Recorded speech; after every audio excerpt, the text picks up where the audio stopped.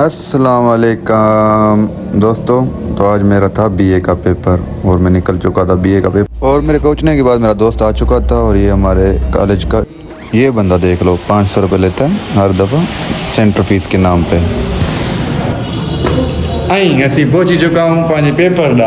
आई काफी असांखे मिली चुकी आहे जंहिंखे असां फीस बि न आहे ॾिनी सर। ही हर बार बढ़त कंदा आहिनि 500 रुपया फीस ॾियो पर पोइ असां कापी चवंदा न असां खां वधीक तव्हां पर असां हिननि जा उस्ताद आहियूं, अॼु ताईं असां हाणे फीस न आहे ॾिनी, न ई ॾियणी आहे। छा जी फीस आप सबको तो पता है सिंध में पेपर इस तरह होते हैं। और यूं हमारा पेपर हो चुका है अब और हालात आपके सामने। ये हमारा वो दोस्त है जो संगत में हमेशा बेचता होता रहता है, लेट आने की वजह से और पेपर लेट करने की वजह से।